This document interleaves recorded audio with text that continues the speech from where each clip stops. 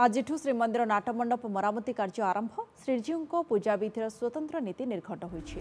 राति 3:14 हेला द्वारफिटा नीति। राति 1:26 होइतिला रात्र पहुड़ परे मंगल आलती तड़प लगी अवकाश नीति परे बेश संपन्न होइछि। अन्यान्य नीति परे सकाळ 6:30 रु 8टा मध्य सकाळ धूप करा जाई 9टा मध्य मैलम बेश नीति संपन्न हेबो। 10टा रु 11:30 मध्य मध्याह्न धूप 10:30 रु अपराह्न 1टाए मध्य द्वितीय भोगमंडप नीति करा जिवो। संध्या 6:30 संध्या आलती 7टा रु राति 8:30 मध्य संध्या धूप राति 10टारे बड़सिंहार बेश 10:30 बड़सिंहार भोग नीति संपन्न करा जिबा परे राति 11टारे रात्र पहुड़ पड़िबो। मरामती कार्य मार्च 19 तारिख सुद्धा सारिबाकू लक्ष्य रखा जायछि। मरामती कार्य प्रतिदिन मध्याह्न 1टाए रु संध्या 7टा पर्यंत चलिबो। मरामती समय श्रद्धालु भक्तों दर्शन को नहीं स्वतंत्र ध्यान दिया जिवो। अधिक आलोचना करबा आम सहित फोन लाइन रे जोड़ी होइछन्ती पुरीरू प्रतिनिधि सौमित्र हरिचंदन। सौमित्र, नाटमंडप मरामती कार्य जेहेतु आज आरंभ होइछि तेणु पूजा विधिर स्वतंत्र नीति निर्घंट मध्य करा जायछि, कोन रहउछि ने अधिक सूचना? देखो आम कहिपरिबा जे स्थगित होइतबा नाटमंडप जो कार्य निर्माण कार्य बा मरामती कार्य आज आरंभ होब। छत्तीस निजोग तीन पुंखानुपुंख आलोचना करा जाय निष्पत्ति निया जायछि।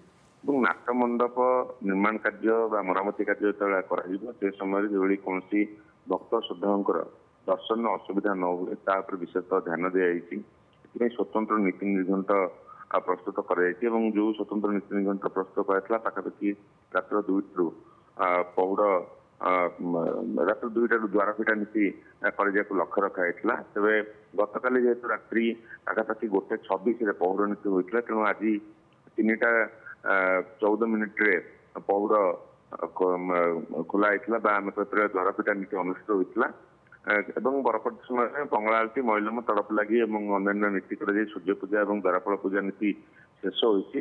महाप्रभुंर बेश और भोग आज अनुष्ठित हो जहाँ लक्ष्य रखा जाए कि दिन 1टाए रु नाटमंडपर मरामती कार्य एएसआई जो अधिकृत अधिकारी मैंने अच्छा कर्मचारी मैंने अच्छा मरामती कार्य आरंभ करेंगे। आसंता मार्च 19 तारिख भितर ये मरामती कार्य शेष करने को लक्ष्य रखा जाए। दिन 1टाए रु रात 7टा मध्य महाप्रभुंर जो मरामती कार्य निष्पत्ति नि समय जो भक्त श्रद्धा मैंने आसवे से श्रृंखलित भाव दर्शन करेंगे से नहीं गोटे विधिवत भाव ब्लूप्रिंट एक प्रकार प्रस्तुत कराई। भक्त श्रद्धा मैंने दर्शन करने सहित महाप्रभुंर महाप्रसाद पाइबार कौन असुविधा जो न हो मरामती कार्य श्रृंखलित भाव समय अनुसार कर विशेष लक्ष्य रखाई।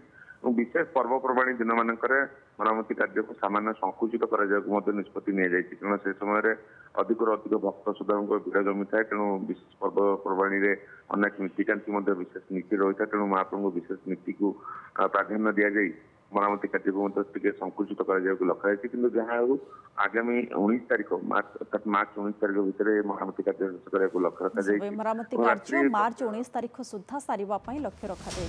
बहुत बहुत धन्यवाद। सौमित्र हरिचंदन आम सहित जोड़ी होते फोन लाइन अधिक आलोचना करते।